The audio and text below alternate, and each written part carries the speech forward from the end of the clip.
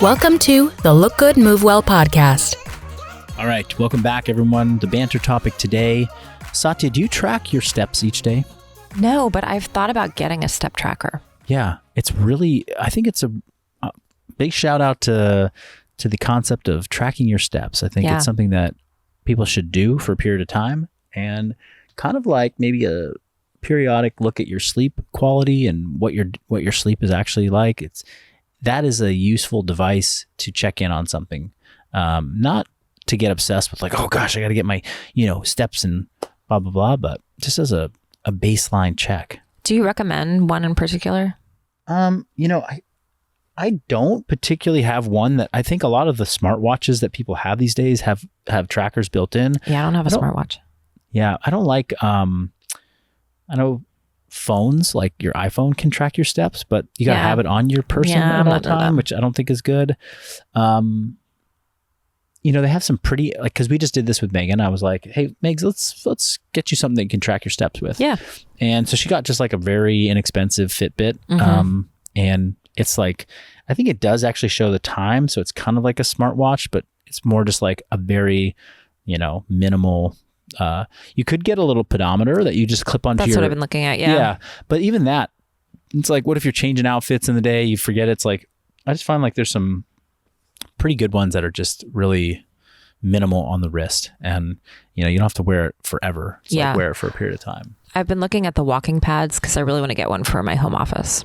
Yeah, I actually just saw, I think I maybe saved it, but there's a really elegant looking one that folded up like super compact. Yeah, that's what I want. Yeah. That I can slide under my little extra bed in there. Yeah.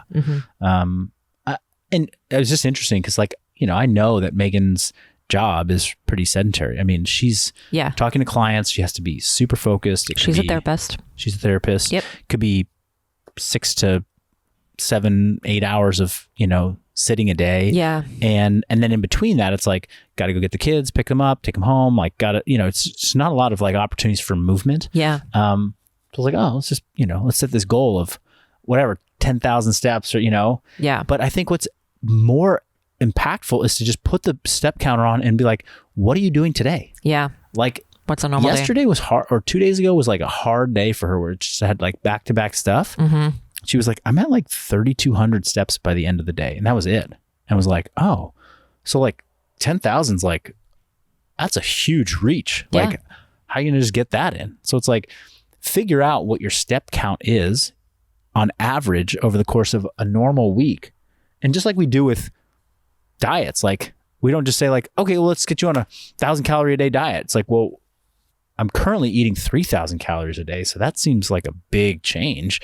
Like you want to know what your maintenance level of steps is. Right. And then maybe ramp it up a little bit. Yeah. Right?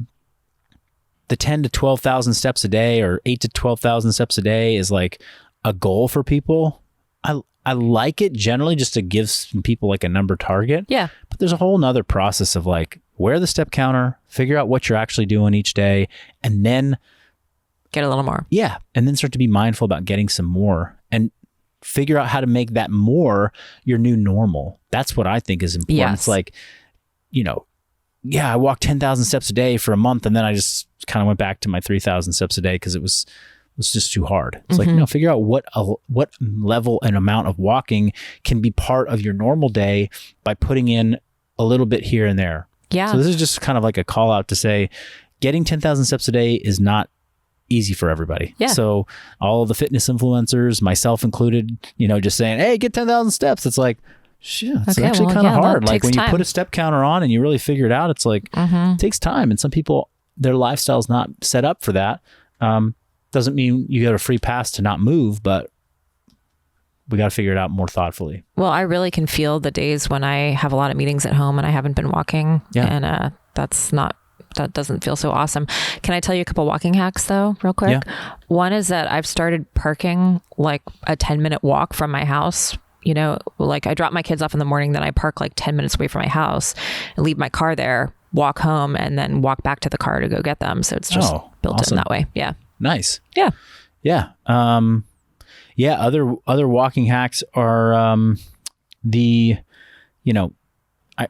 don't know. I do a kid drop off every morning, and then like I I have my little Go Ruck pack in my trunk. Yeah. I just slap it on and I do like a quick 10-minute loop around like I have my little 10-minute loop around the block mapped out.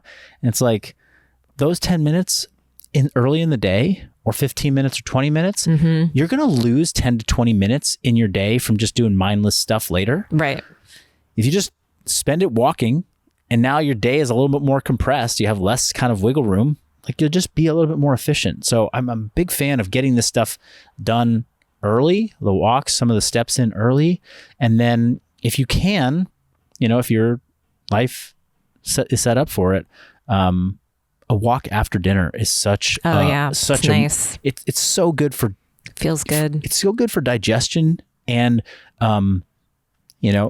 people are worried about having big like glucose spikes. Like if you go out for a walk right after you eat, it attenuates your glucose spike. So like you have a thing of potatoes, you sit on the couch, you're going to get an insulin spike and a glucose spike that is maybe going to make you not feel great 30, 40, 60 minutes from now. But if you go out for a walk, it's going to kind of blunt that. It's going to be a lot more steady, stable uptake of glucose, because a lot of that glucose is going to start to go into the muscles that are working as you're walking. It's not like you're doing strenuous stuff, but it's been shown time and time again. If you like wear a continuous glucose monitor and you go for a walk right after a meal, you don't get big spikes in your blood sugar. So just a little bit of another hack.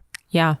And my other one is Marquez's school has this beautiful nature area, and all the parents are like sitting in their cars, waiting to pick up their kids. And I'm like, I'm just going to park and walk until it's time to, 8-10 minutes. Yeah. Yeah, it's just small little doses here and there. But the walking pad, if you can get one of those, like, oh yeah, that would be great. It's probably like my favorite thing about the treadmill that we have at the curved runner. Yeah. I don't even run that much on the runner. I walk a lot on the. It's the Assault Air Walker for me. Assault Air Walker. Yeah. Yeah. That gets a lot of miles. It does. All right. Well, diving into topic today. And you want to introduce this one? Oh, I'd be glad to. Okay. So we're always cooking up new things here at Functional Bodybuilding, and we're working on a new program that we have teased a little bit, and we don't have a firm release date, but we are full steam ahead on making this happen. And it's going to be a pump track, a variation of our very popular pump track. Our current pump track has hypertrophy training in it, as well as functional pump conditioning. And this track will be more focused on the muscle building and the muscle volume. And I'm sure you'll fill in all the places that I'm missing here, but it's going to have less emphasis on conditioning. And so we wanted to talk about what are some different approaches to the pump style of training, building muscle, but remaining functional, that kind of pull this lever of cardio up or down, or aerobic work, if you want to call it that, and still get a really great physical result, just slightly different outcomes depending on how you approach it. Yeah. Well, a good place, I think, to start with this one is something that when we were early days of functional bodybuilding,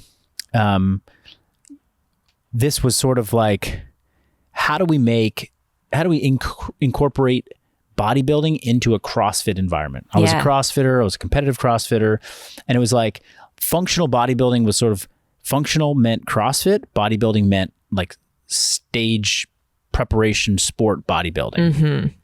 And maybe not that they're at opposite ends of the spectrum, because probably opposite ends of the spectrum would be like some form of yoga, and then, bodybuilding, or here, like, there's other ways to like really be, these are truly opposites, but CrossFit and bodybuilding are not opposites. There's more in common than most people think. But okay, you've got these two ends of what we're going to define as our spectrum. Yeah. And if you move from like the CrossFit side closer to the bodybuilding side, what does it look like when you're halfway between? What does that program look like? What is it? You keep going. Now you're 75% of the way to, true, pure bodybuilding in the, golden age of bodybuilding era, right? What does 75% look like? Or what does 25% look like? And everything in between. What we used to say was, as a CrossFitter who wants to compete in the sport of CrossFit, when you just finish your CrossFit season, you got to get as far away from CrossFit as you can and train bodybuilding as a off-season strength building rehabilitative protocol before you go back towards the high intensity functional CrossFit stuff, right? And then, vice versa. I mean, I guess that's kind of like the general way that we've laid out. You can kind of blend these two things with a 50-50 mix or a 20-75 mix or a 60-40 mix, whatever. Yeah.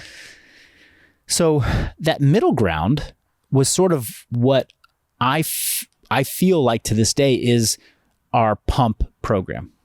Our pump program is like 50% bodybuilding, using principles of training that have been sort of proven time and time again to help develop muscle mass and strength, but muscle mass. And then 50% sort of functional training, which is like movements that might expand ranges of motion, might create, expand your movement vocabulary, right? Because like with bodybuilding, if these 10 movements help me grow muscle all over my body, then there's no point in doing anything other than these 10 movements. Like I never need to change. I just do these 10 because that's how I pack on muscle year after year after year. But for movement fluency and increasing your movement vocabulary, which allows you to be quote unquote more functional in the CrossFit world, like you want to be able to do a variety of different things well, then we start to add in more movements. The other part is like work capacity or conditioning, right? That's a very prominent thing in the functional world of CrossFit, is like you have to have high aerobic capacity, a decent amount of anaerobic capacity. You need to be able to perform a lot of movements under metabolic fatigue. So right in the middle of this is this program we call pump.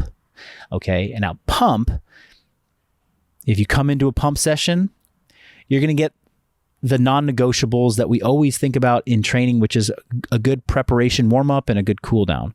Those are just good, smart training behaviors to always have in your training so that you can get the most out of your training and you can recover from your training. Then in a pump training session, as it is today, you'll do some pre-fatigue work, get the muscles prepped specifically under some resistance. So like some light dumbbell curls, some light cable face pulls or banded face pulls, maybe some light RDLs or hamstring curls, something like that, to then approach resistance training that is designed around building muscle. And then you would finish with a functional pump conditioning workout that combines a lot of the aerobic energy system work with some of this movement vocabulary, expansion of our movement repertoire, learning how to move in different positions, and so forth. So that's how it is today. And there are aspects of that program that could be kind of dialed up a bit more to be more in the towards the bodybuilding end of the spectrum. Right. And there are aspects of that program that could be kind of dialed up a bit more to be more towards the functional side of the spectrum with enhanced, we'll call it work capacity. And so that's where I think we have found is that I have found over the years that we've had a lot of people drawn to this middle ground, pump. That is, we have other programs. I'll just name one of them, Perform. That's a training track in Persist. Perform is kind of much more towards the CrossFit side. It's like 25% of the way towards bodybuilding kind of thing. It's like more CrossFit with sort of some anchor points in bodybuilding principles to sort of make it more sustainable than a pure CrossFit approach to training. Yeah. Okay. But now this 50% middle ground is where a lot of people have gravitated towards. It's where I've gravitated towards over the years as I've gotten further from my competitive CrossFit years. I love that style. And in that group, there are people that are like, oh, I love the bodybuilding parts of this. I love the hypertrophy training parts of this. I want more of that. And then there's some people in that program that are like, I love the work capacity aspects of this. I love the functional sides of this. I want more of that. And so what we're starting to see is like there's a need to maybe bifurcate, take this central concept of pump, which is the 50-50 of functional and bodybuilding, and sort of go, okay, well, here's the 60-40 track of bodybuilding to functional, and here's the 60-40 track of functional and bodybuilding, and kind of separate them. And this is what conceptually I've been thinking about and saying, okay, we have pump, and now we have pump hypertrophy and pump capacity. And these would be 2 training tracks. And somebody who's doing pump currently, who went and did pump capacity, would not see a dramatic difference. It would just be like, oh, this is what I've always known as pump. It's got that work capacity in it. And there's maybe a couple things that have been played up a little bit more that really drive that doing more work in a shorter amount of time. Mm-hmm. That's the key ingredient to capacity work. Capacity is how much can I do in a fixed amount of time. In 10 minutes, I can do this much work, or in 10 minutes, I can do this little amount of work.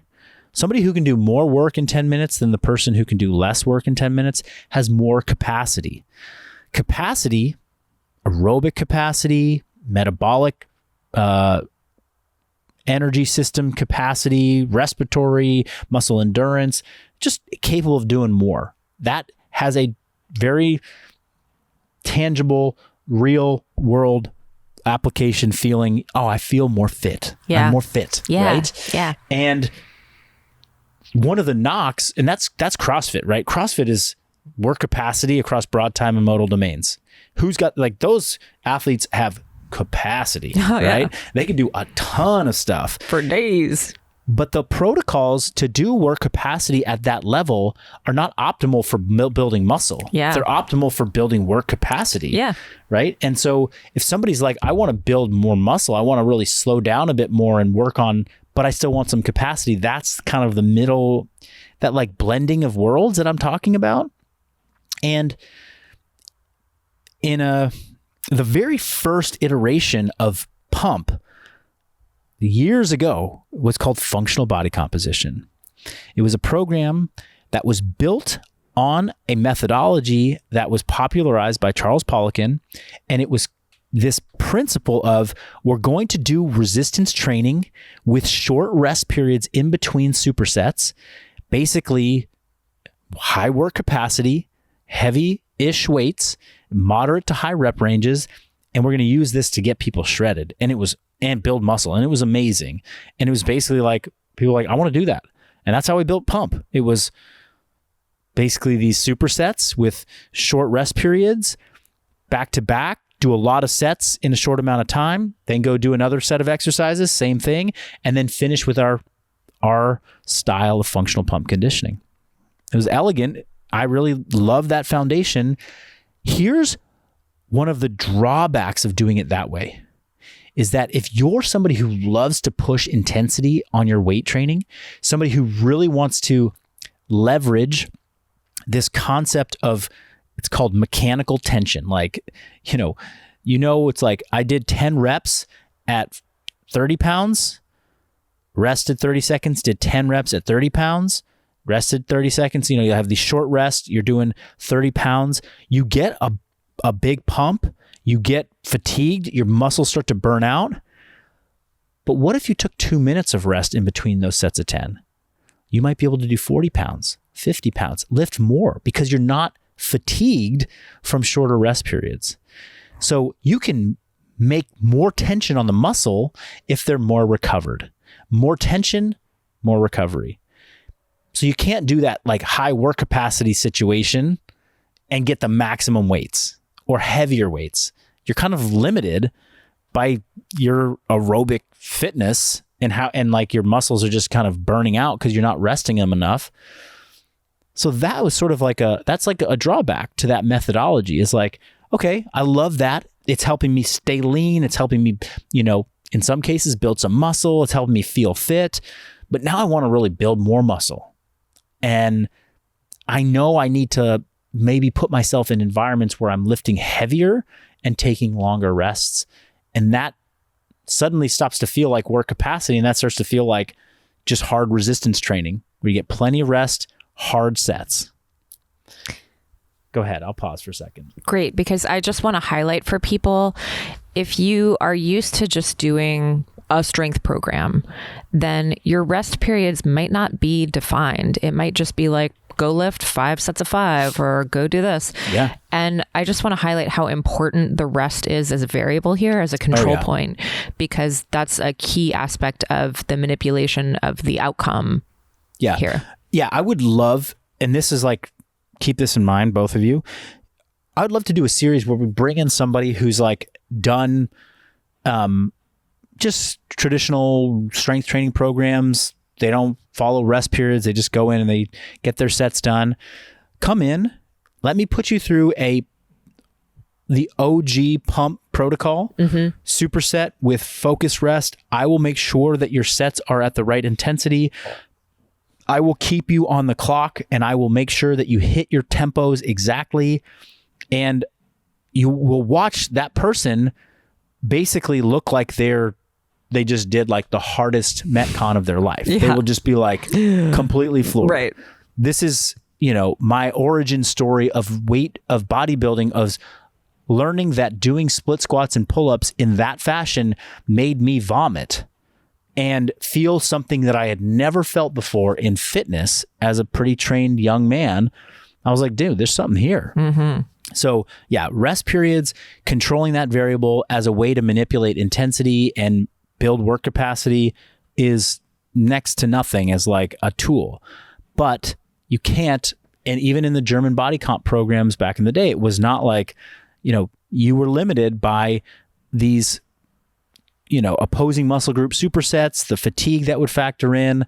Like, there's no way I could do 7 plates on the leg press in that type of environment. Yes. If I want to do a superset with leg press, I'd have to go lighter. I can still get a great stimulus, but it's a different stimulus, and I'm not maximizing the mechanical tension on the muscle. Some people love that style of training. I'm loving that style of training right now, and I want to be able to do that. And I've heard that from people like, hey, I want to do pump, but sometimes I feel like these rest periods are too short and I can't really push my weights enough. And I'm like, understood. It's not the only way to make progress and to see results, but it is a way that people appreciate, and it adds a variable that cannot be replicated other ways. I've also heard people say, hey, I love pump. Some days I just don't want to do conditioning. I actually want to just do a third superset or a third, hypertrophy finisher.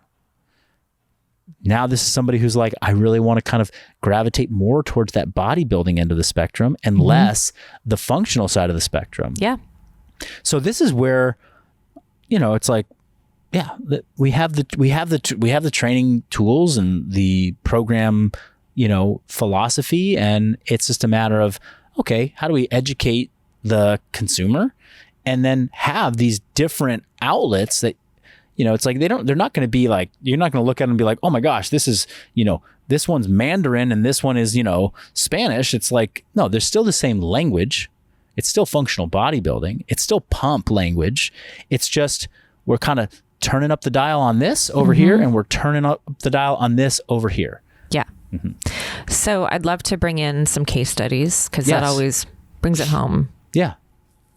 Well, the 2 case studies that come to mind are, 2 people that work in the company.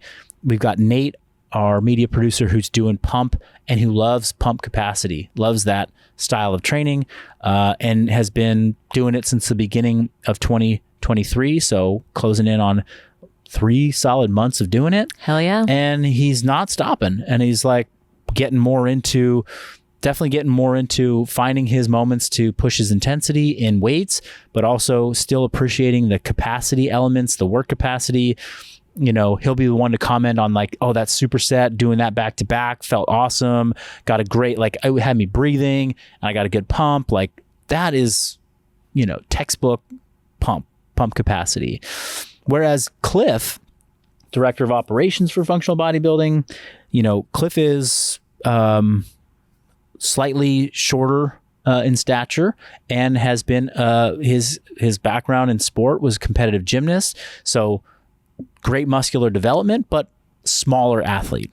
And I think for a long time he's like, I want to get bigger, I want to build more muscle, I want to put on some size. And he's been like, how do I turn down some of the capacity stuff? Because I've kind of got a good background in that. I know how to do that. I did a lot of CrossFit. I want to turn the noise up on the hypertrophy stuff. What does that look like? So I took the pump program, and I have been for the last 2 training cycles for Cliff. He's now completing his 12th week of this, but it's like I've just been manipulating it and turning it into what will become pump hypertrophy for Cliff. It's like, this is the Cliff program because he had a specific goal. We also adjusted his macronutrients and his caloric intake to match that goal. And on the flip side, Nate's doing something similar with his diet to sort of match his goal of, fat loss, weight loss. Cliff is, I want to weight gain, build muscle. I'm okay putting on some body fat. That's all good to me. I want to fill out my clothes better. And so here we go. We have 2 people that are sort of diverging from the same concept with slightly different programs. So for Cliff's program, I'm going to the functional pump conditioning section of every pump workout, and I'm rewriting it without any timed components to it, without any cardio components to it, and basically taking the movements that would otherwise, and the muscle groups that would otherwise be trained in those sections, and turning them into pump hypertrophy finishers that are complementary to the sessions that he's doing. I'm also taking some of the sections of training that would maybe otherwise he would have to limit, like we typically do these EMOM supersets every minute on the minute, do 10 reps here and then do 10 reps there. Well, if you've done those before, you know that after the 3rd round of that, like 10 reps and 10 reps starts to get really hard. You're not able to push your weight very much. Mm-hmm. So in Cliff's example, I might make that an every 90-second superset. So he has an additional 30 seconds to recover between exercises, which then allows him to increase his loading, take advantage of that mechanical tension on the muscle. He might still be doing the same rep ranges, but he's able to recover enough, a little bit more, to push weights, which is now a different way to stimulate his muscles to grow along with his calorie surplus that he's in and the correct number of macros and so forth. That's setting him up for success. Yep. So subtle programming theoretical changes are yielding, what feels like and look like very different results and outcomes for 2 people that love the same training method but want this subtle divergence. Yeah. So someone comes into functional bodybuilding and they're like, okay, I want to look sexy. I want to look great. I want to lose some fat. I want to have lean muscle. This pump track looks awesome. How would they make the choice between going a little bit more towards the capacity or towards the muscle building side? Personally, I think it comes down to what's your background in? Somebody who's coming to us from a CrossFit background, I think they would make a great candidate for pump capacity because it's the closest thing to what they're used to, and introduce them into functional bodybuilding. If you come from a traditional strength training background and you've never really done any mixed conditioning, CrossFit style stuff, then maybe you would, it'd be an easier transition into something like pump hypertrophy. So it's kind of like, rather than, go from eating all junk food to then suddenly waking up the next morning and being on like a keto, clean eating, intermittent fasting, like making this huge change. It's like, make a 30% change or 40% change, and that might be the easiest to get on board with. Yeah. But with that said, it's like, what appeals to you the most? You've heard here today, well, these are the kind of differences in sort of the feelings and the philosophies behind this subtle track divergence. What resonates the most with you? It's like, I love that idea of work capacity. I don't want to push my weights super heavy, but I want to be able to take moderate weights and make it feel really hard. Good. And you're a capacity person. It's like, I really love lifting heavy weights. Like, that sounds great to me. I don't like to feel exhausted in my training from like short rests. I don't want to get winded. I just want to be able to lift and lift smart and lift with good, training balance and good warm-ups and cool downs and good, then you might be better for pump hypertrophy. Yeah. Yeah. And I see so often that people who've been doing CrossFit for a while crave that bodybuilding type of feeling. And I think that you're right on the money that capacity training in the pump style would be an awesome fit for that. Absolutely. Yeah. I mean, it's a slam dunk for people who are CrossFitters for sure. And it's like, I want, in perfect world, like every single CrossFitter out there who's been in for about 2 to 5 years, it's like, come do this program and just experience it and be like, whoa, there's a way to marry these two worlds in a way that feels really good. It's like, it's money. Yeah. I always want to shout it from the rooftops. There's a thing for that. There's a thing for that. Yeah. And then I also, I think that one of the reasons that, and this is just maybe a closing thought here, is one of the big inspirations too with the pump hypertrophy track is that the conventional gym, a Globo gym, is not always set up in a way that is very easy to implement our pump track. That's right. This is a big consideration. Even functional pump conditioning workouts that we write, they often require some functional equipment. They require a rowing machine, an assault bike. Maybe you might be doing a jump rope. Maybe you might be doing a burpee. You're going to swing a kettlebell. Maybe there's some things that aren't always available.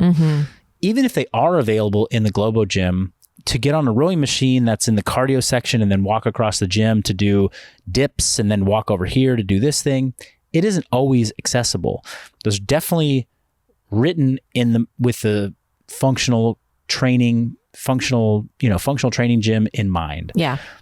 Furthermore, some of these supersets don't always work well in a conventional gym. Hey, we're going to do back squat and then you're going to go do a pull-up.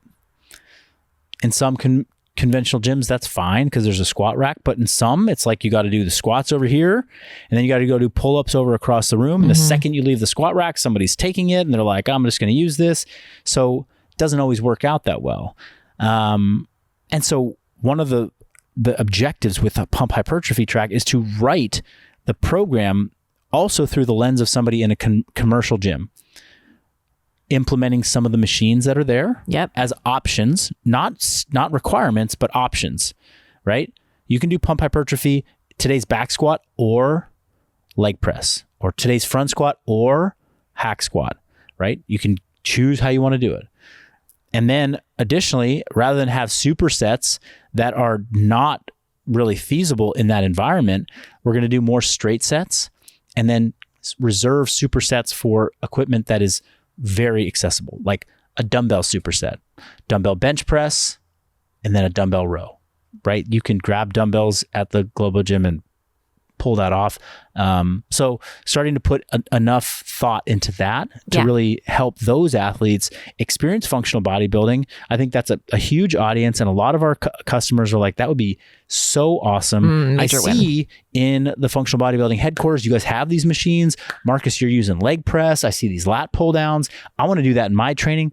Absolutely. We're going to put some of those pieces and tools into the training tracks as options because we have this great ability now in the Atom platform to have somebody who's doing Persist, who's using our software, can just click, hey, I want to change this exercise to this exercise, and it populates it for you. Yeah. And that's the other great thing is that if you're in Atom, you can try everything. You can try both tracks and try all the tracks, see what you like. Yeah. Which I fully anticipate. Someone's going to be like, it's Wednesday and I want to do, capacity. Yeah. It's my capacity day. And I'm going to be that guy. I'm already that guy. You are that today guy. We did a functional pump conditioning workout, which I have not done many of recently. And I was like, wow, this is different. Everyone was feeling it today. Yeah, for sure. Anyhow, so if you guys got questions on pump hypertrophy, pump capacity, pump in general, FBB, you know how to do. Get into our DMs, slide in there, Satya Khan, Marcus Philly on Instagram, and let us know what you guys want to hear about in future episodes. We love you. Thanks for listening. That's right.